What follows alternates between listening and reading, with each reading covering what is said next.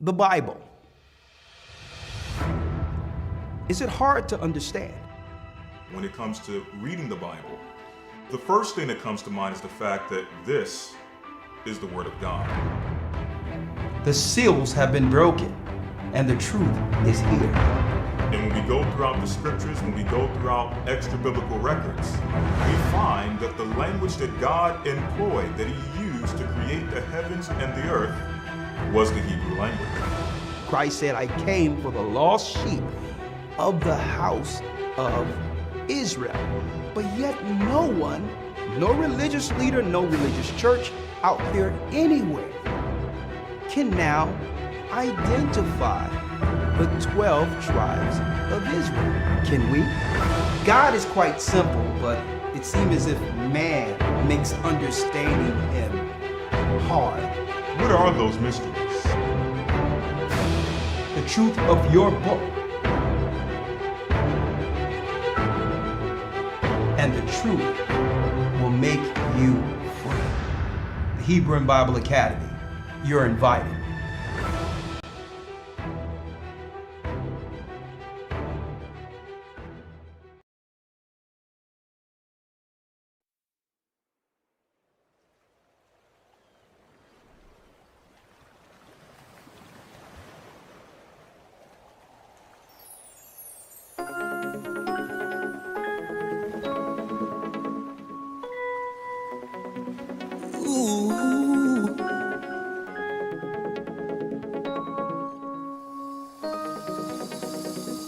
Living in a strange land where we don't belong, subjugated to sin, they required a song. They came to our shores, took us away. Once kings and queens, relegated to slaves. Oh, bring me home, take me to Georgia, over the water. Jerusalem calling, she's our mother. I hear her calling for me. She's calling, exiled in Babylon, all alone. He's coming to me, I'm remembering. It's in Deuteronomy. I'm praying to God, come set us free. Set us free. The nation's programmed our brains to look the other way. We were lost and ashamed, living confused with no hope. Walk around with my head hanging low. Spirit was crying for change. Then you revealed your name.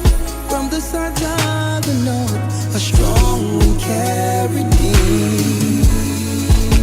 I seen a vision of this beautiful land. In the midst of the wind, I heard the angels sing. Welcome back home. Welcome Zion. Welcome home, Zion. By the rivers of Babylon, there we sat down. Yea, we wept when we remembered Zion. We hanged our harps upon the willows in the midst thereof. For there, they that carried us away captive required of us a song. And they that wasted us required mirth, saying, sing us one of the songs of Zion.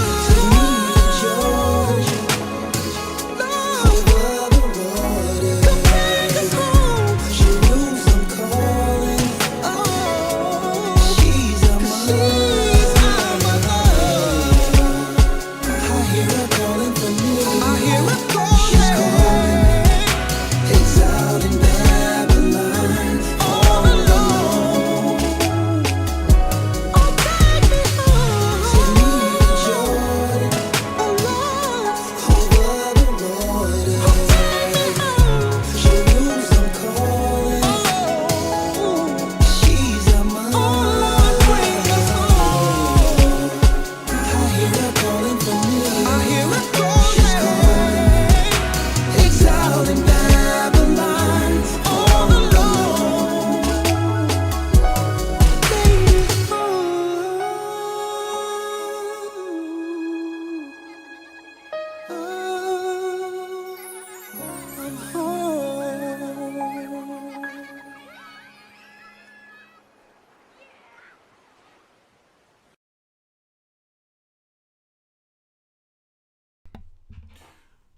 All right, shalom family and good evening. This is Elder Lawya filling in today for Elder Rawchaa for our Friday Patreon check-in. Before we get into it, I just want to make sure we go ahead and give a few shout outs for the brothers and sisters who are with us this evening. Then afterwards, we'll jump straight into it. Since we do have a lot of information, documentation, and information that we want to cover on the other side. So let's go ahead and get some shout outs. We'll make a few announcements, and then we'll kind of give you a rough overview of what we're going to be covering. But again, we have a lot to deal with. So let's go ahead and see who we have with us. We got W.N. Benson, 6534 from GOCC Cleveland. All right, shalom. Shalom to you all. All right, shalom. We got Brother Kayem. All right. Who else? All right, we got, what's that? John King 5 or John King 4FB from Memphis.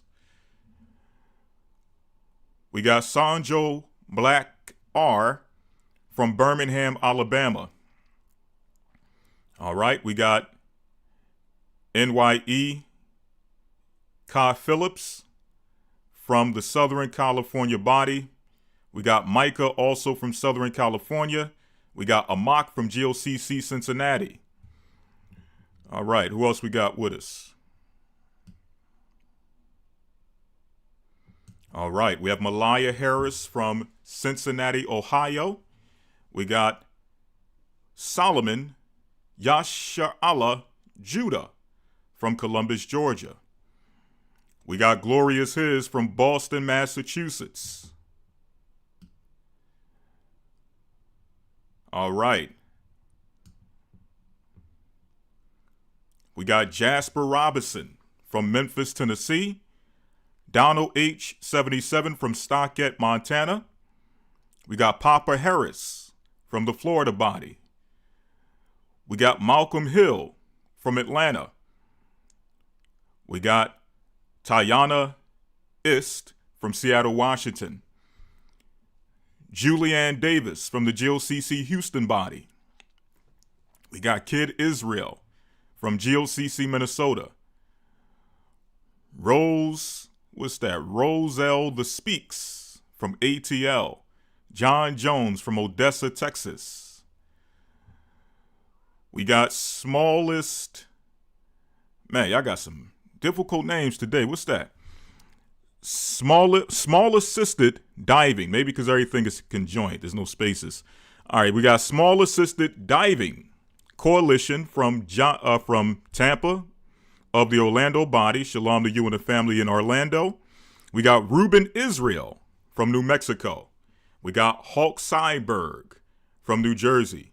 We got Kay Gresham from Inglewood, California. All right.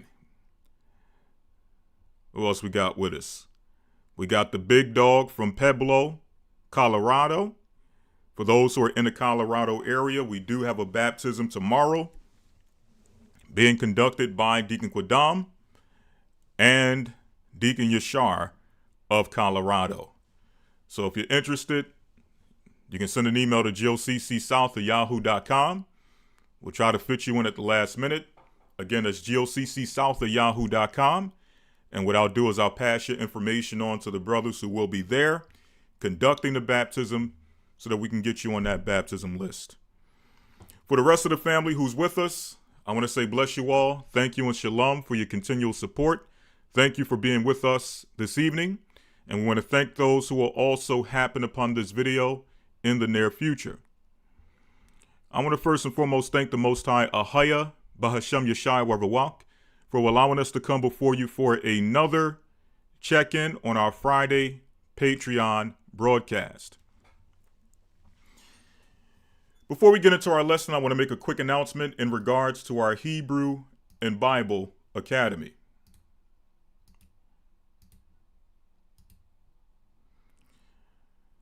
This Sunday, we'll be starting week number 4.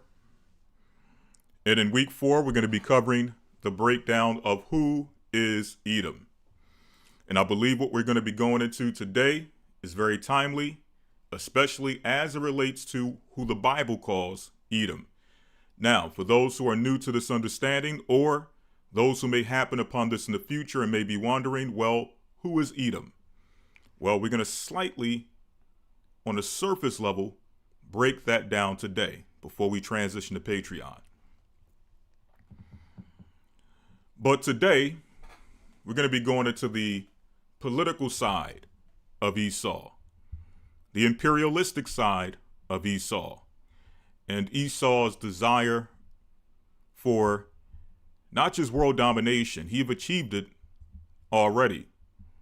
More so his maintenance of world domination, right? He's not striving for it. He's already achieved it. Now he's just trying to maintain his empire, and it just so happens that we are in the end of the age. We are in the end of his time to rule. His time is coming shortly to a close. So now he's doing all he can to maintain the power that he have already obtained. But we're going to get into that once we get on the Patreon side. Again, we're going to try to slightly, in the briefest fashion, explain who Edom is, especially for those who are not acquainted with, for those who have not learned with us, have not studied with us, those who are new to this information, both who are with us live, as well as those who will happen upon this in the future. Now, obviously, if you go to YouTube, we have several lessons dealing with the identity of Edom. So I'm not going to deal with it in depth. We're going to keep it brief, but I'm going to point you to and ask you to go to the various lessons we have done over the years addressing the identity and the history of Edom. And even more so when we get into our Hebrew and Bible Academy. In the Hebrew and Bible Academy, we have a lesson dedicated to the history of who the Bible calls Edom, Esau, the Edomites, the Idumeans, so on and so forth. And that's what we'll be covering this Sunday. So a lot of what we would usually go into as far as going into the history of Esau and his transitioning from one empire to the next, so on and so forth, how he became a nation, how he became the head of many great empires. A lot of that we cover in our academy. So I'm not going to go as in-depth into that today, right? Again, for those who want to be a part of this academy, week number 4, who is Edom, you can go to historytimes.org and enroll in the academy, and everything you need to enroll can be found on this website. But now jumping into today's presentation. And before I do so, I want to give a quick shout out to Brother and Deacon Shaw of the South Carolina body, who blessed myself and Elder Rawchaa. Let me get up real quick so I can show you all this wonderful hoodie.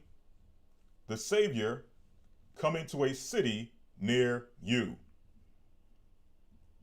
Okay? Powerful message. An even more powerful design on the hoodie. Again, I want to give a quick shout out to Deacon and Brother Shaw from the South Carolina body. He has a website called alliancewhelp.com. All right, alliancewhelp.com.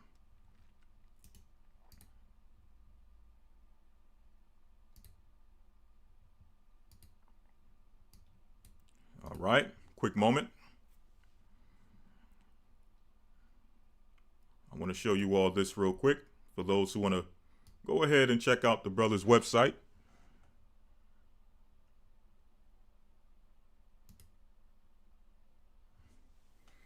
All right.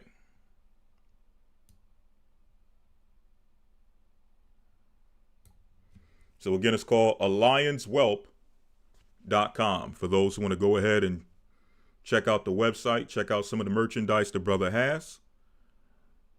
Okay, alliancewealth.com. Okay.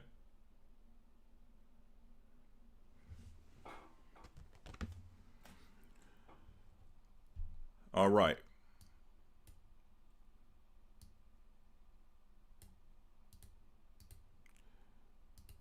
What are we going to be covering today on the other side? The topic of today's discussion: Edoms.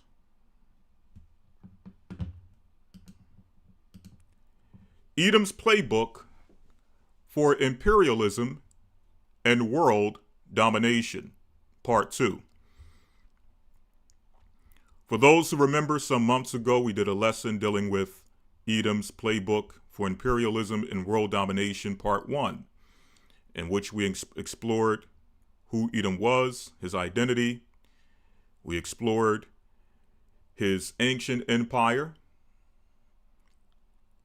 To be precise, the Greco-Roman Empire. By Greco-Roman Empire, we mean both his rulership as the Greeks and his rulership as the Romans. And we highlighted the ancient tactics that he used as a means of gaining world domination or gaining superiority over other nations, specifically the nation of Israel, because that's what the Bible focuses on. So we went into it and we showed that the same exact tactics that were employed in the book of Maccabees, when Esau came and under Antiochus Epiphanes, he came to instill and to implement what is called Hellenism in the land of Israel at that time. We showed you that his tactics and his means of accomplishing the goal of instilling and implementing Hellenism is really no different than what you see Esau doing today when he goes into other countries for imperialistic reasoning, right? And we focused in that lesson, we dealt more so with the Middle East based on what was going on at that time. We also dealt with parts of Asia and Africa. Today, we're going to pick up where we left off in that lesson, but our focus is going to be more so on Latin America. So just to give you a quick recap of what we covered the last time, we went into the understanding of what is imperialism and colonization. We're going to touch a little bit on that today, and we're going to do so by going into a record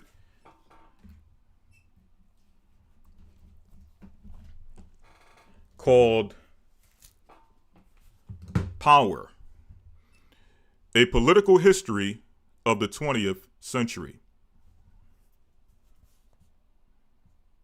Now, this book does have a cover that I've lost in the process of time. It was a paper book cover, but many of you know with those paper book covers, sometimes, at least for me, it can become a bit of an annoyance. So because of that, I removed it, but in doing so, I misplaced it. So just so you all know what the book looks like, when you're looking for the book, when you try to order the book, I'm going to pull up an image so you all can see it.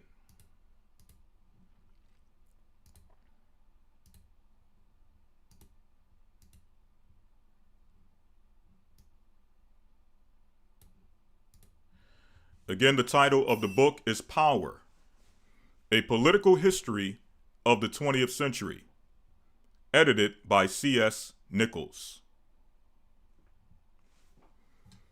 On the front, you see Mahatma Gandhi. You see Adolf Hitler. And you see Teddy Roosevelt. Okay?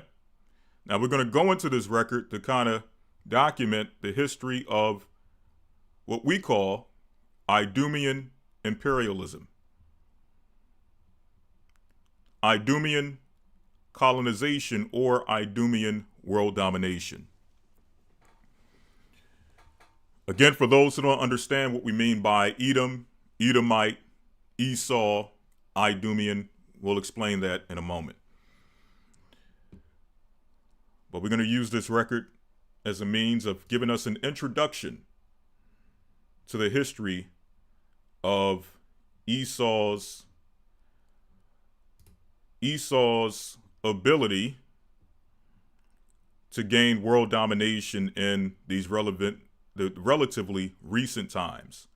When we go into the Bible, we're dealing more so with the ancient times, ancient history, but we understand that we can also bring it forward to relatively recent times.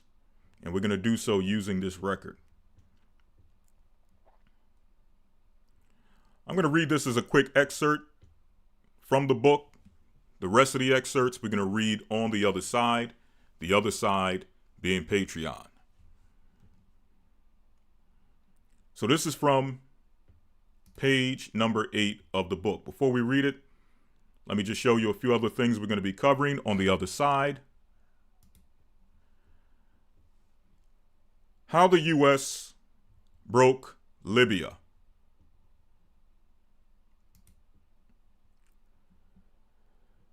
Why did the CIA take down Gaddafi?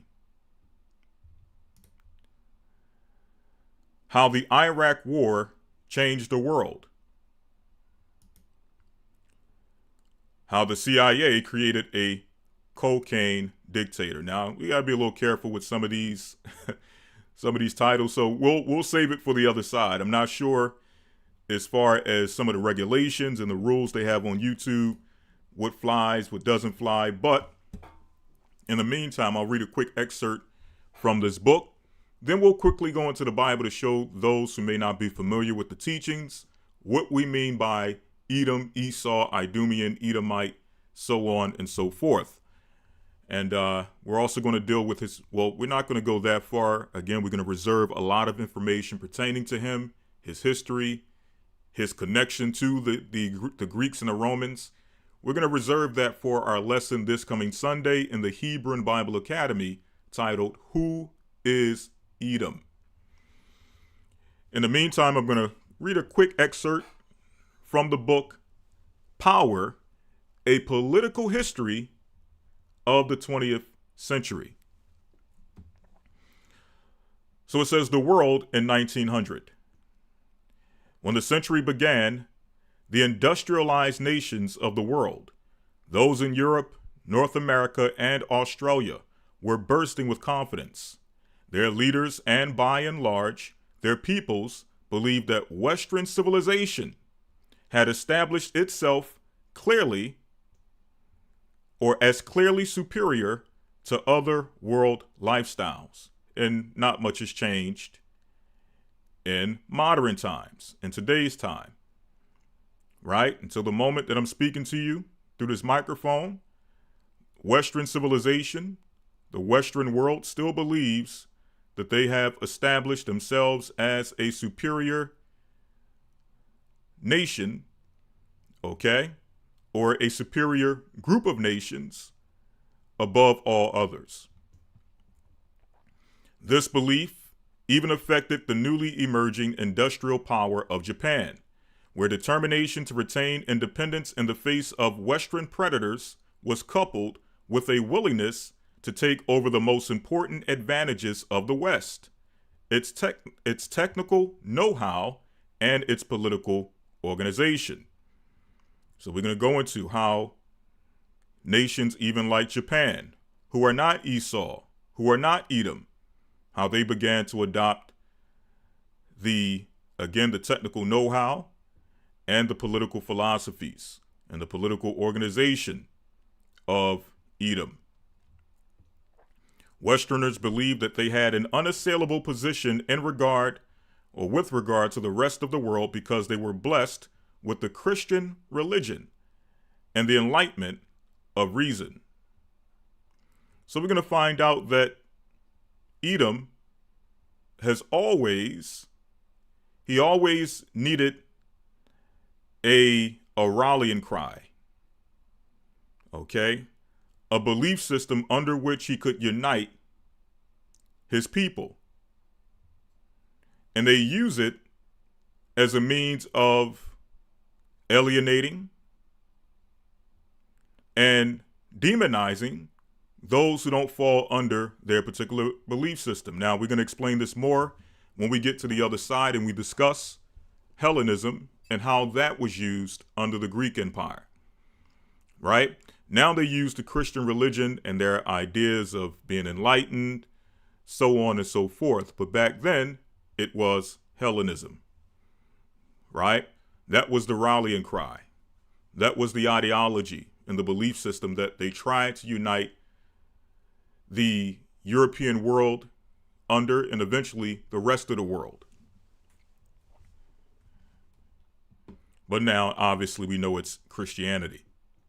The former had given them moral strength and powerful organizations, reaching centuries back into the past. The latter, celebrated particularly in Northern Europe and North America since the 18th century, encouraged scientific methods, a utilitarian attitude towards the economy, and rational forms of human administration. In the face of this combination, all other civilizations seemed doomed to subjection. So we're going to explain this as we go to the other side on Patreon. From the 17th century, the West had swept aside its Muslim, Hindu, Buddhist, Confucian, or Shinto rivals.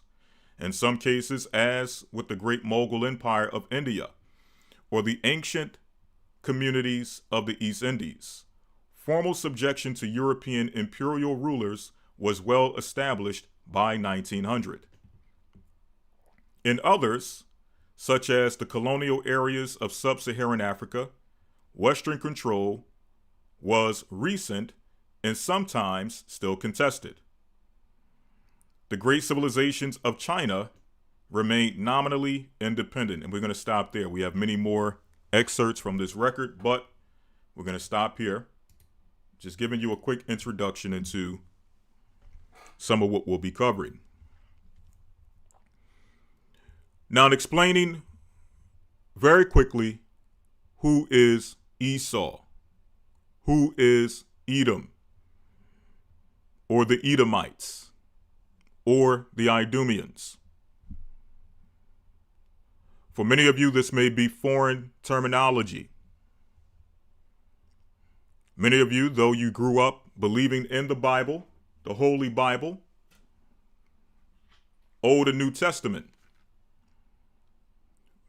many of you were discouraged from examining and studying the historical aspects of the Bible.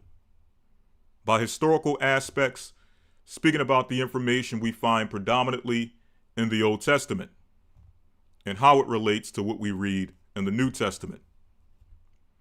But when you go to the Old Testament, in the book of Genesis, the 25th chapter, it tells us the birth of an individual who would play a prominent role not only in biblical history, but also in biblical prophecy. And that person's name at birth would be called Esau.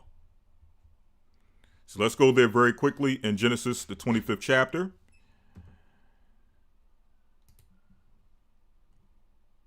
And we'll start at the 19th verse.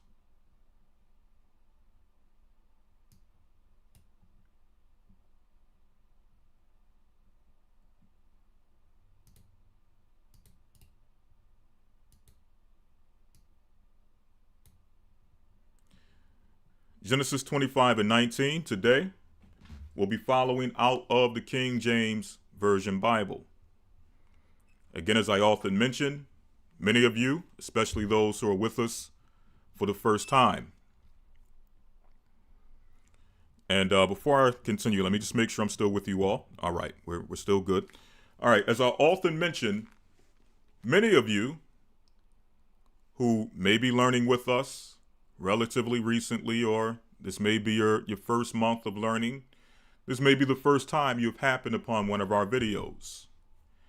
And many of you have come accustomed to different Bible translations, ones that you'll become accustomed to, comfortable with, ones that maybe your pastor introduced to you, whether it's the ESV, the NET, the NKJV, the Jehovah Witness Bible, the Scofield Bible, or whatever translation you may have used. We in this particular church, the Gathering of Christ Church, we predominantly use what is called the King James Version Bible. And this is the translation we'll be using today as a means of teaching and explaining history and prophecy. Because the KJV Bible, okay, or the Bible in general, is a good tool and source of both history and prophecy.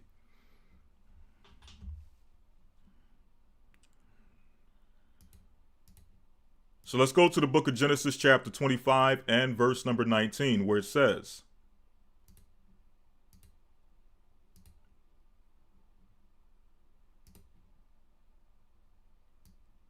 "And these are the generations of Isaac, Abraham's son. Abraham begot Isaac. And Isaac was 40 years old when he took Rebekah to wife, the daughter of Bethuel the Syrian, of Padan Aram, the sister to Laban the Syrian. And Isaac entreated the Lord for his wife, because she was barren. And the Lord was entreated of him. And Rebekah his wife conceived. And the children struggled together within her. And she said, If it be so, why am I thus? And she went to inquire of the Lord. And the Lord said unto her, 2 nations are in thy womb." So from this account, we understand that initially Rebekah was barren, meaning she could not have children.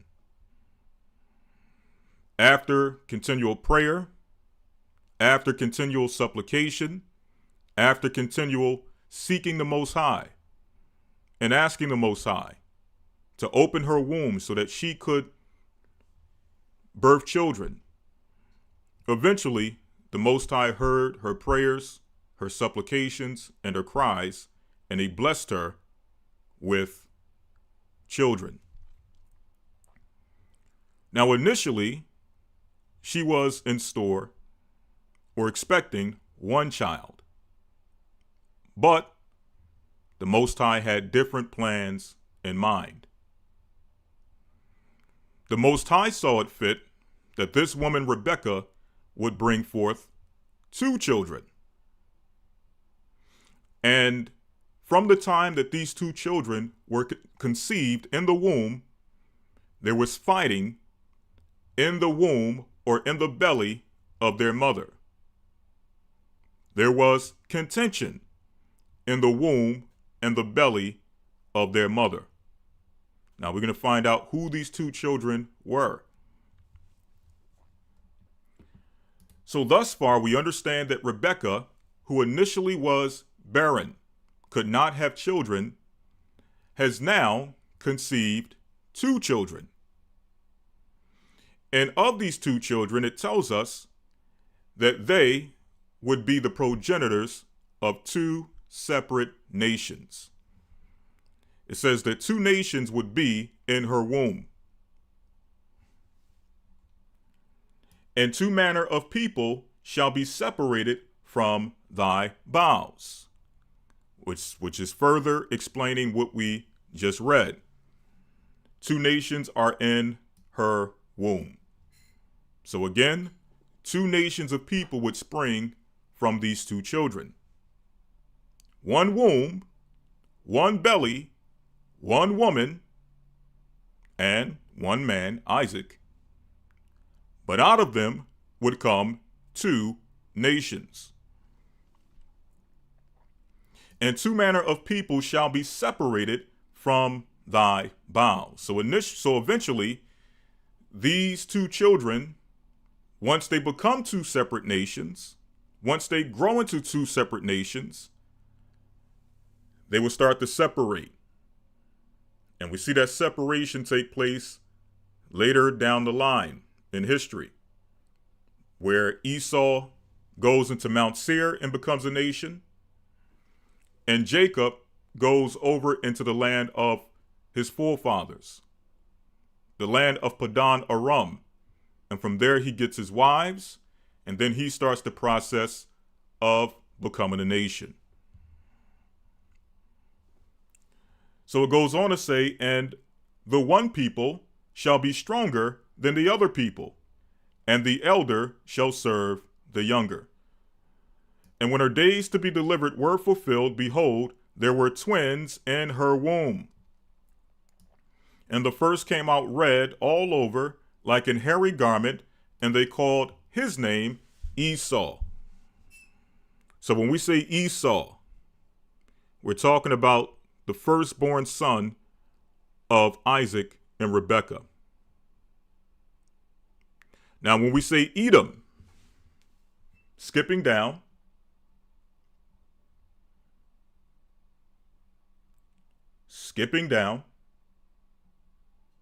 when we say Edom, we're speaking about the same person who, after eating red pottage, had his name changed to Edom.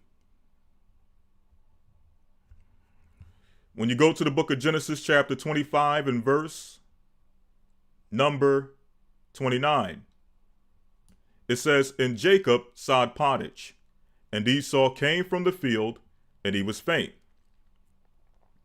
Now, why is it telling us that he came from the field? Well, we'll go into this in depth in Sunday's lesson. But to keep it basic, to keep it on a low understanding or a low level, one of the attributes of Esau would be that of a hunter. And because he was a hunter, he spent a majority of his time in the field. When we go back up to the book of Genesis chapter 25 and verse number 27, it tells us that the boys grew.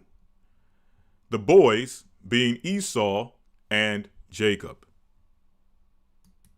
And Esau was a cunning hunter, meaning he was a very skillful and meticulous hunter.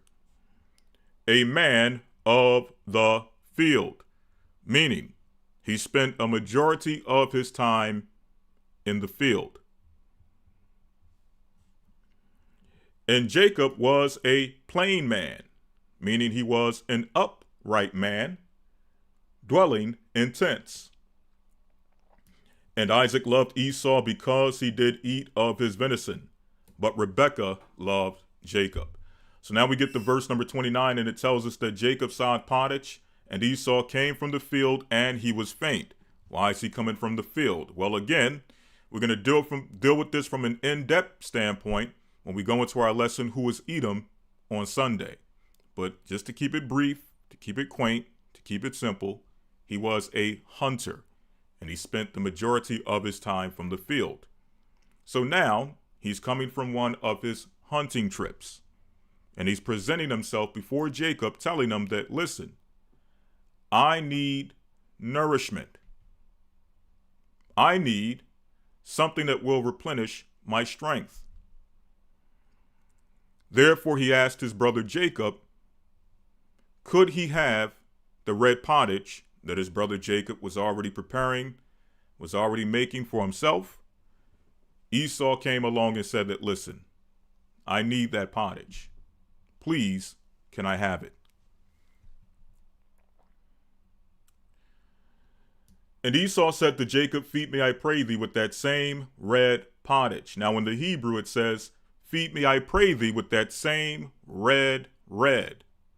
Feed me, I pray thee, with that same Edom. Or feed me, I pray thee, with that same Adawam. What does Edom or Adawam mean? Well, in English, we pronounce it Edom. In the translation of Edom, Adawam, or Edom is red. Why? Well, we know, number one, that Esau was red at birth, but the name Edom was not a label given to Esau until he consumed red pottage. And it is from that event of him consuming the red pottage, and not just consuming red pottage, but specifically selling his birthright for a bowl of red pottage. From that event, he became known as Red, Edom, Adawam, or Edom. Jumping down to verse number 34, we're not going to go through the whole thing. Verse number 34 states, Then Jacob gave Esau bread and pottage of lentils, and he did eat and drink, and rose up and went his way. Thus Esau despised his birthright. Now going back up, I want to get this key point. Verse number 30, it says, Feed me, I pray thee, with that same red pottage, for I am faint. Therefore was his name called Edom, which means red.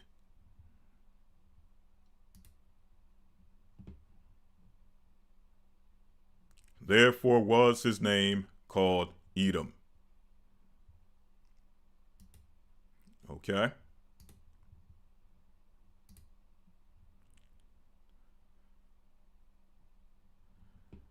So it says red, Edom, or Adawam, or Edom, as we say in English.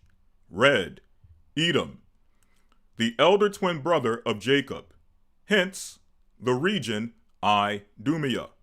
So that's another term you'll hear us use. Idumea, or the Idumeans. Idumea being the Greek word, or the Greek pronunciation for Edom. The Greeks called them Idumeans, or called the area Idumea.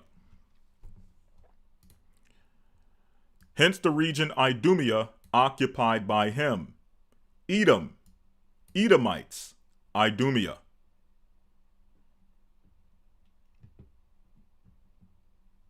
Another word you'll hear us use. Going to the book of Genesis 36, this will be the last thing we cover before we transition to the other side.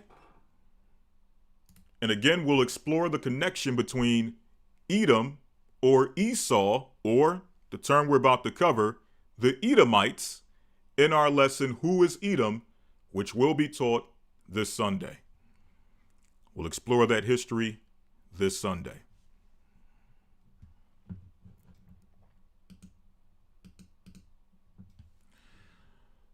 So it says here in the book of Genesis, chapter 36 and 1. Now these are the generations of Esau. This is the same Esau we just read about in the book of Genesis 25, where it gave us the history of his birth, as well as some of his characteristics, as well as how he sold his birthright. So now these are the generations of Esau. That same Esau, who we saw in Genesis 25, has now began to grow and develop into families, and eventually he would become, out of those families, out of those tribes, they would begin to become nations. So now these are the generations of Esau. Who is Edom?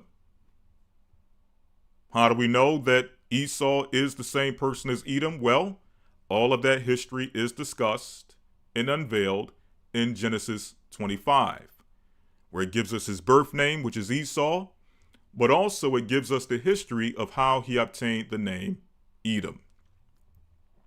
So this is the same individual we're reading about in Genesis 36. Now it's going into his family. Esau took his wives of the daughters of Canaan, Adah, the daughter of Elon the Hittite, and Aholibamah, the daughter of Anah, the daughter of Zibeon the Hivite.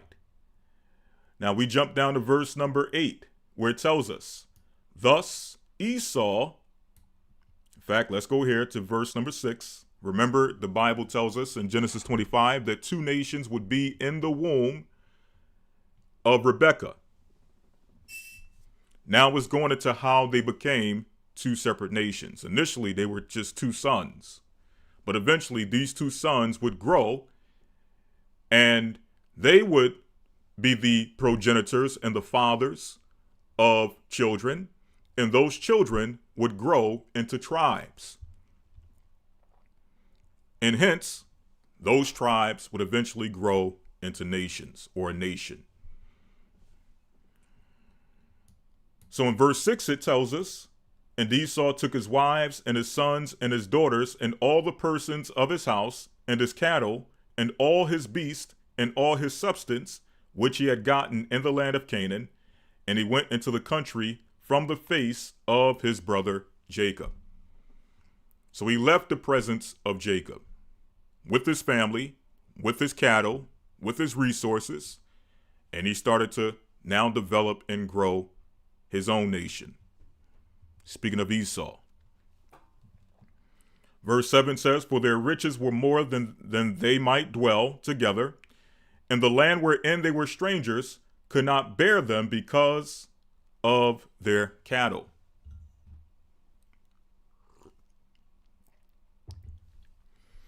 Verse 8 says, thus Esau dwelt in Mount Seir. Esau is Edom. Verse 9, here's the key verse.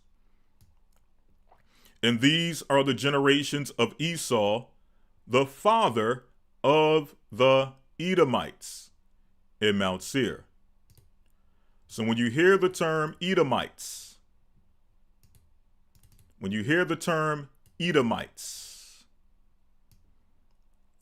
Edomites literally means the descendants of Edom.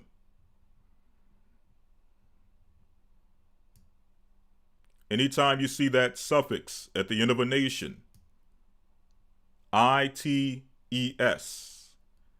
when you see the I-T-E-S at the end of Israelites, what does that mean? That means the descendants of Israel, or the descendants of the man Jacob, who eventually would be labeled or called Israel. When you see Ishmaelites, meaning the descendants of the man who was known as Ishmael. Okay? Edomites are the descendants of the man known as Edom. So when we say Edomites, we're talking about the descendants of Edom.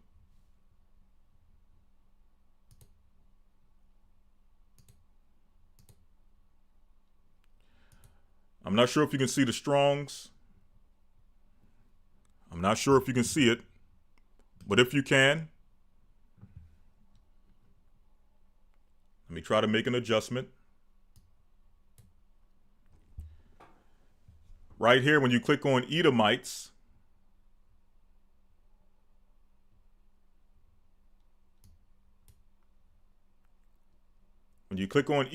now when you click on Edomites, it takes you to H123, which is Edom. Okay, that's the base word from which Edomites comes from. Edomites comes from the word Edom. But let's look at it in the text. Let's see if I have a Hebrew Bible here. Okay. It says here, Wa Allah, and these are the Ladwath, the generations of, or some may say Toldot, the generations of Isha, or Esau, or Esau. Abiah, father of Adawam, Edom, or the Edomites. Now, usually Edomites would be Adawamya. Adawamya meaning literally of Edom, or the descendants of Edom. Okay? Same thing with Israelite. Israelite would be Yasha'aliyah, or some may say Yisraeli. Okay, that's where they get the term Israeli from. Okay, but nonetheless, we understand that the term Edomite, which is the key point, we understand the term Edomite means a descendant of Edom. And we already explained Idumea. Idumea is simply another pronunciation for Edom.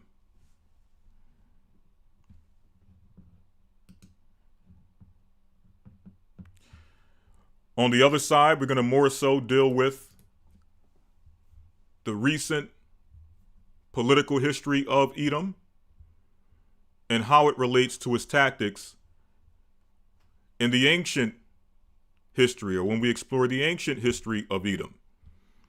And I believe it's the one key point that many people don't explore when we're talking about how Esau is maneuvering in the world in these times, right?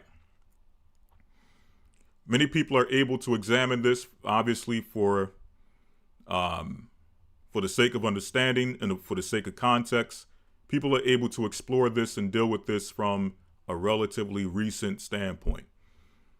The furthest they may go back is modern imperialism from the 1900s or from the late 1800s.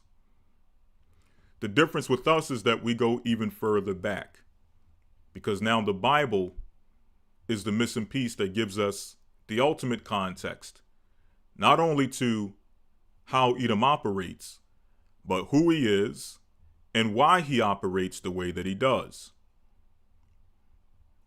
Okay? White supremacy is a key component. But Esau's been operating like this long before he adopted the ideology of white supremacy.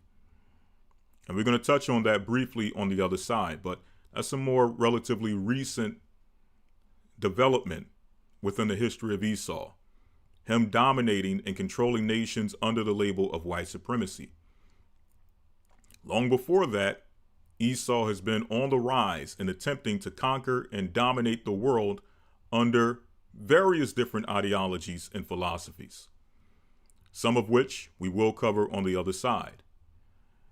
And it's through that lens that we're going to give context to what you see and have been seeing, not just in the recent years, but since many of us have been born in the earth. We've been seeing conflict, whether it be in Africa, where Esau, or Rome, that's another term we'll use, Rome, because in the book of Daniel, the 7th chapter, it tells us about 4 empires that would rule, the last of which would be the Roman Empire. And we believe that this empire is an extension of the Roman Empire. So we'll use Rome interchangeably with Edom, not to mention, and again, we'll explore this in our lesson, who was Edom, this coming Sunday. But we also understand that there's a historical connection and a prophetic connection between Edom and Rome. But the point is, since many of us have been born in the earth, we've been witnessing conflict, with Esau dealing and dabbling in the business of various nations, whether it be in Africa, whether it be in Asia, whether it be in what they call the Middle East, which the Middle East is in reference to Middle East Asia. That is also considered Asia. You got Far East Asia, which is China, Japan, Vietnam, the Philippines, and those various places that we are familiar with using the term Asian to denote. But then you got what they call the Middle East. Okay, that is in reference to Middle East Asia, or what some may call the Near East or Near East Asia. Then you got Western Asia, which is now moving towards nations along the Mediterranean Sea. Okay, such as the land of Israel, that is labeled and identified as Western Asia. Well, the point I'm making is the fact that Edom has had his dibbling and dabbling in all of these said places, whether it be Far East Asia, Middle East Asia, Western Asia, Europe.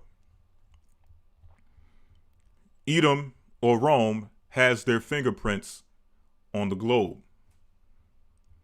Okay? India. So we see this and have been seeing this as long as we have existed, and we wonder why. What business does he have in trying to control and direct the comings and the goings of Asia, the comings and the goings of Africa, the comings and the goings of what they call Latin America and South America? What business does he have in these nations? Well, today we're going to give the context. All of that will be reserved for the Patreon side, in which we're about to go now. For those who are interested in Patreon, you can go to our Patreon website. Okay, A Gathering 144 Patreon. In fact, if someone can put that in the chat, put the link there. And for those who are interested in following us on that side and getting the full lesson, and we have a very long lesson we're gonna deal with today, with a lot of information. I would say buckle your seatbelt, lock in, because we're going to be here for a while. So if you're interested, someone can put that Patreon in the chat, and let's get ready to transition. All right, the water, Elder Dale. All right, so let's do it. Edom's Playbook for Imperialism and World Domination, Part 2. For those who are interested in the Bible Academy, go to historytimes.org. And if it be the Most High's will, Elder Rawchaa will be with us tomorrow for the Sabbath. So look forward to that for those who are looking forward to the Sabbath lesson. Until next time, I want to say bless you all and shalom. Thank you for your continual support. As we always mention, we cannot do this work without you all and your support. So with that, I want to say bless you all and shalom, and may you all enjoy your Sabbath. Shalom.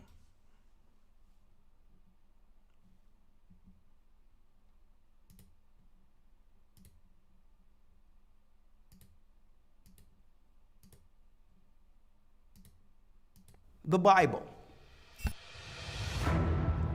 Is it hard to understand? When it comes to reading the Bible, the first thing that comes to mind is the fact that this is the Word of God. The seals have been broken, and the truth is here. And when we go throughout the scriptures, when we go throughout extra biblical records, we find that the language that God employed, that he used to create the heavens and the earth, was the Hebrew language. Christ said, I came for the lost sheep of the house of Israel. But yet no one, no religious leader, no religious church out there anywhere can now identify the 12 tribes of Israel. Can we?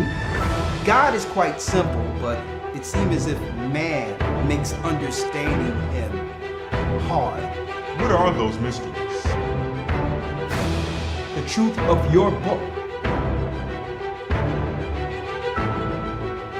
and the truth will make you free. The Hebrew and Bible Academy, you're invited.